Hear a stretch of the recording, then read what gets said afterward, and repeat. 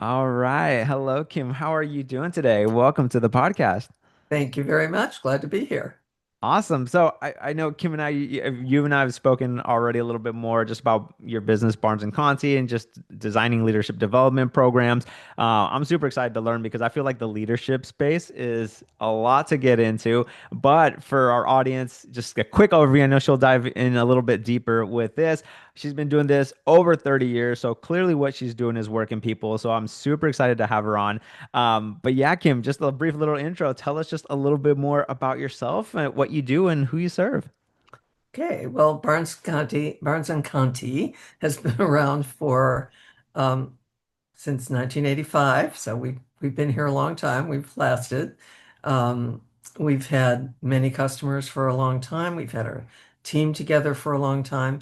What we focus on are the kinds of skills that you didn't necessarily learn in graduate school or in engineering school or in business school even, but that you find you need when you are in either an informal or a formal leadership role. And so that's where we come in. We sometimes work with new leaders, sometimes we work with people who are experienced but are moving up in the organization and need a um, kind of a refresher and expansion of the skills they already have. Occasionally, we do consulting work with more senior groups, but primarily we're working with people at the middle and upper middle levels of organizations. Awesome. So what even got you started into this space? I know leadership's a big area to get into, and I'm sure there's so much competition out there, but what really got you in this? I've always been interested in, what some people call the soft skills and we call the difficult skills, Mm-hmm. because often these are the ones that you don't learn in school. If you're lucky, you learn them from adults in your life when you're young, from teachers, maybe from a boss if you're fortunate. And a lot of times people don't have good models.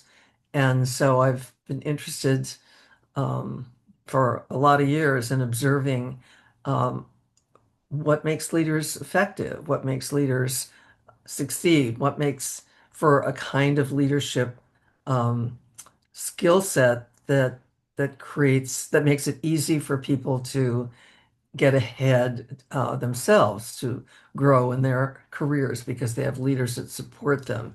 The kind of leadership that inspires people to want to accomplish more, to move past their limits, etc. So, I've been lucky. I've had some extraordinary leaders in my life, and I often thought, what works for them? Why don't more people understand how to be good leaders? Yeah. 100%. So, I'm curious to know, I mean, it must be like fun working with leaders and trying to like get them on a good path or develop good curriculums for their teams, etc. What are maybe some of the highs of what you do compared to maybe some of the lows to just share with the audience?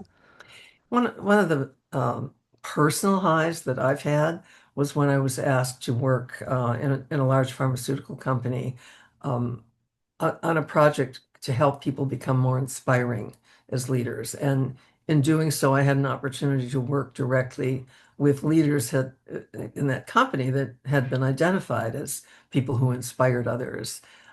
So I think the most enjoyable experiences I've personally had have been when I've had an opportunity not just to be kind of the one delivering knowledge and skills to others, but when I've had a chance to collaborate with people inside these organizations in a lot of different ways. And I think all of us at Barnes and Conti have found that being a partner has been the secret of being successful and being a real partner, meaning um, where you're not so much our client as you are somebody that we work directly with. Hmm. And then I have to ask, are some of these people that you work with, can they be pretty hard-headed when you start working with them?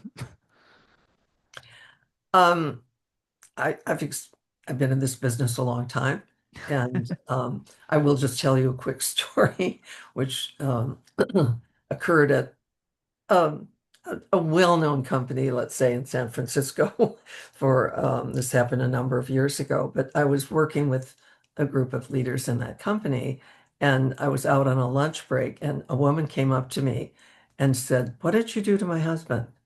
I said, "What do you mean?" She said, he listened to me last night. He never listens to me." Oh man, it's like so clear that this works. You can almost be Well, a family and marriage counselor. that's not my I know. role, but it amused me and it made me realize that for many of these people, it's not that they're difficult people so much as that they don't have a set of skills that could be useful to them in their life as well as in their work. I love that. Well, that's an awesome story. I'm sure my wife probably like, I think Kim needs to share something with him. Uh, love that. So what are some of maybe some of the industry trends that you're noticing just in the space with the leaders you're working with? Because I don't know. I mean, I'm sure you've seen out there like all the Tony Robbins and all these John Maxwell, these inspirational leaders. I've just seen a boom. What are you seeing from your end? I think what we see is something maybe a little more practical than that.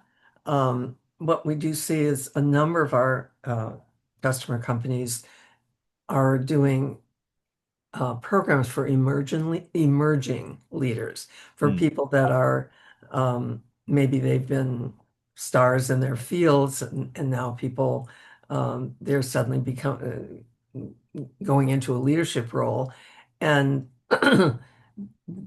people recognize more, I think, than they used to, that just being good at what you do doesn't necessarily make you a good leader of others. And so I think there's a recognition that um, you're going to have the best leaders in the future of your company if you invest in the people and give them a really solid kind of training, really solid kind of counseling, coaching, etc. And so a lot more companies than used to are having these quite elaborate, very supportive and very interesting and deep programs for their new leaders or upcoming emerging leaders.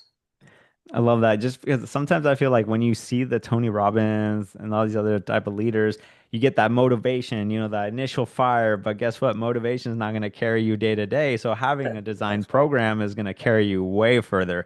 Yeah, And also, on the other hand, I feel like some people are really good at their jobs, but they just lack the skills, like you were mentioning, of how to be the proper leader to develop other people like them in the future. So, exactly. um, Yeah. yeah, no, I love that. And I am curious just to know, like, do you feel like the space is maybe getting more crowded with what you guys are doing, or do you feel like with where you're at, you kind of hit a specific little niche there?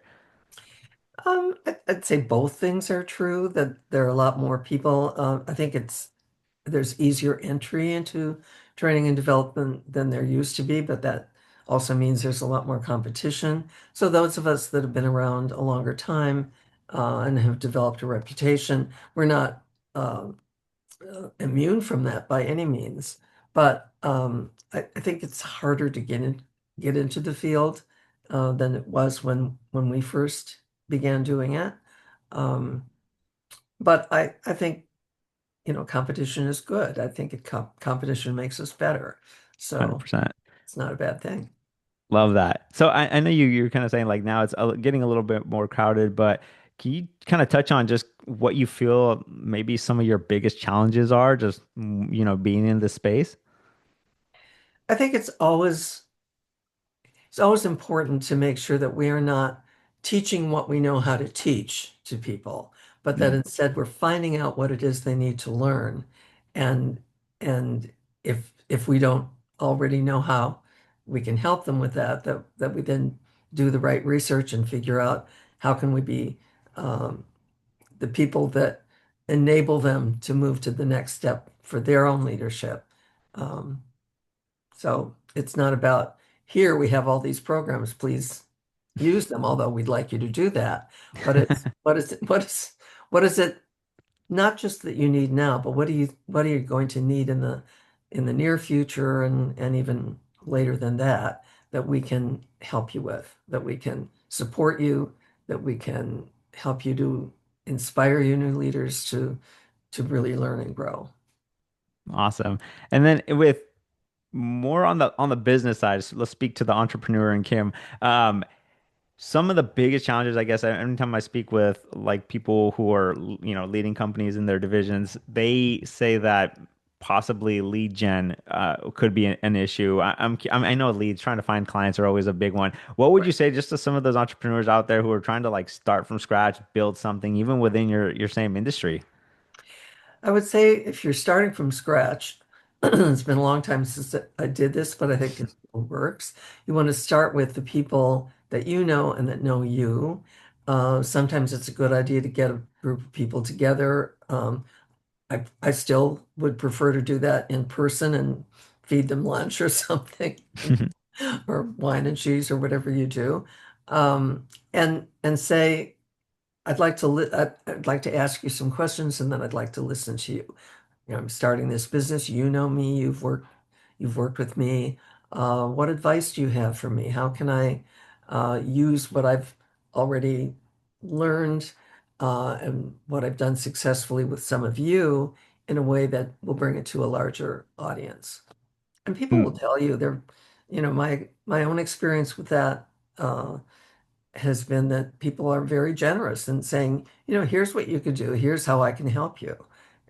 So it's a good idea to start with people that already know how you how you work, that already appreciate what you do, and get them to be your advisors. Awesome. No, that's great advice. I always feel like no matter what you do, if you don't start with kind of like a nice little warm pool and just having genuine conversations with Yeah. people, they never go any further. Like, let's be real. No one likes to be pitched for something Well, on the very first meeting.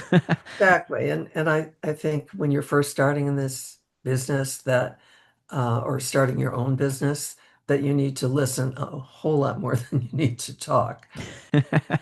I 100% agree.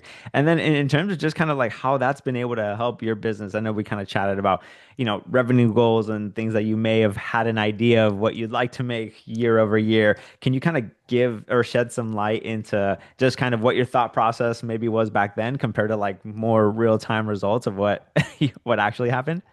I'm going to be really honest with you there and say that that's something that I and we have never been as disciplined about as I wish we had been. I think it's a good idea to set a goal. I think it's a good idea to revisit that goal. I think it's a good idea at the end of the year to look back and say, um, how did we meet it or how did we not meet it? What do we need to do differently? What worked well that we want to do again? All that good sort of after after action review, if you will. Hmm. Um, as I said, it's something that I wish we had been more disciplined about. I think we would have um, made somewhat better progress sooner had we done that. Okay. Yeah. I always think it's super important, even for just entrepreneurs, to just set some sort of goals in mind and just try to reverse engineer a lot of those Yes. type of goals and just kind of see where they go. Because sometimes my next question is always like, where do you see just, I guess, the business as a whole in the next 6 to 12 years? I know some people like to double up on clients or double revenue goals. For you guys that have been around over 30 years, what are some of those like short and longer term goals?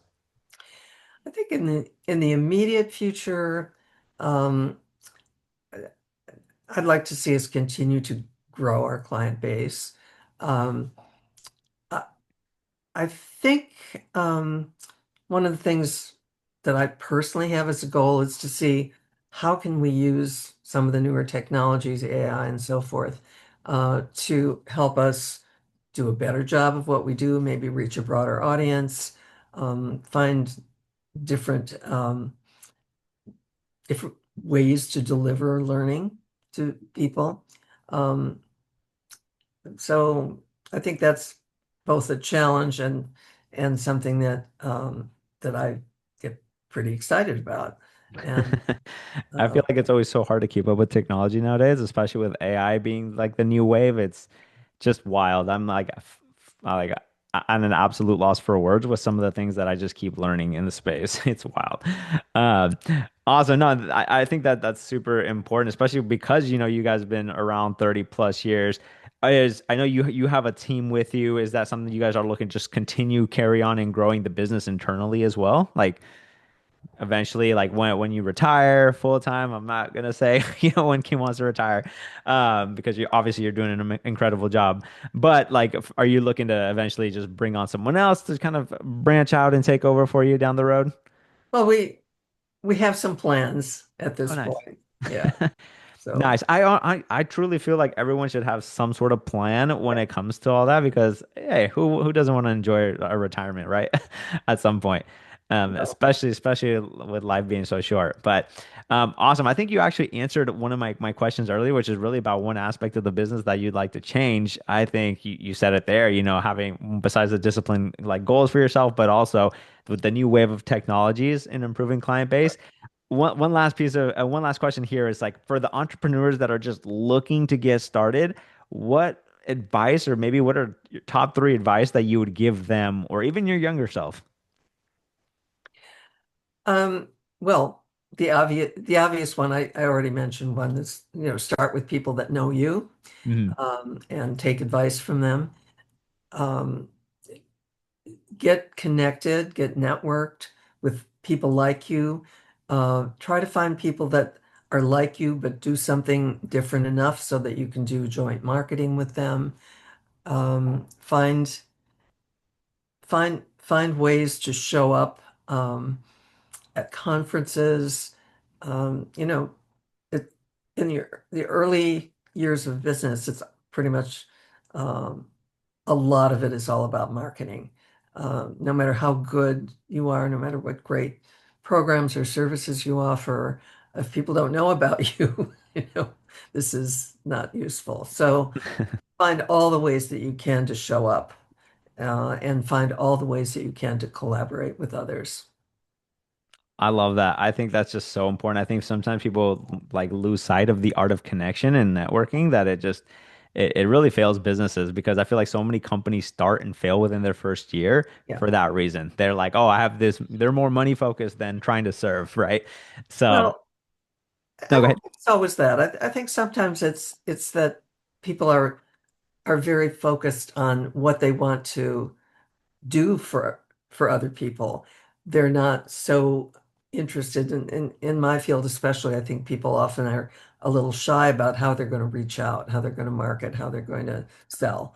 And so I would advise people not to get too shy about doing that, about letting people know how great you are, how what wonderful things you can do.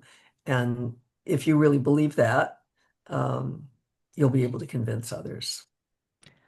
That's awesome. It's funny because my wife even told me she's like, do you like work for Xfinity or something? Because I always talk about their phone services being like nice and cheap and the quality is great." And she's like, "You just, I feel like you just go need to go apply for a job over there or something." So it's really funny. Like you're so right when it comes to that. When you can find a way just to like not be shy and show people that you really love what you do, what you care, and that you're willing to serve them, it just goes a long way. And I don't think I even mentioned this, but some of even the clientele, like from your website, that you worked with, like CDC, Boys and Girls Club, Genentech, Novartis, Yahoo, Kaiser, like those are some big names out there, guys. So I really hope everyone's taking in what she's saying here, some of this advice, because every company is going to go through growing pains. Let Kim save you a little bit of time here with some of her advice.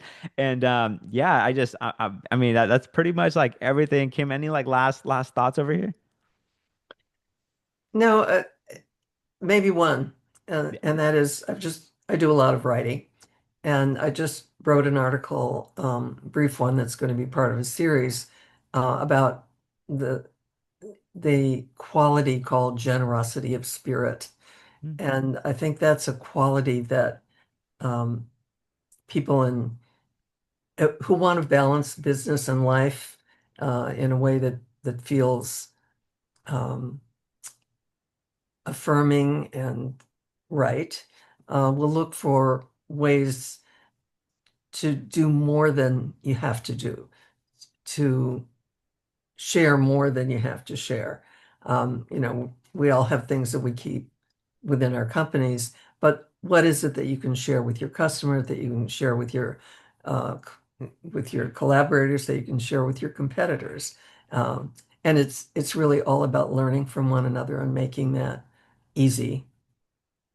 Ah, that was very, very humbling. It's funny because I hear Alex Hermosi even talk about that a lot. He's like, give what you got, give what you got out there, and it'll pay itself back tenfold. It's both giving and it's learning. Yes, Those two aspects. 100%. Yeah. Awesome, Kim. So, just really quick, where can the audience find you if they want to learn more about, Barnes and Conti? Our website is www.barnesconti, just BARNESCONTI.com. And we have a lot of information on the website. They can also find me on LinkedIn. They can find my books on Amazon. If they look under initial B, Kim Barnes. There's another person without the B. That's not me. All right, awesome. All right, Kim. Well, thank you so much. I really do appreciate the time, and this was extremely insightful. Thank you so much again for your time. It was nice. I enjoyed it. Thank you. Awesome. Thank you.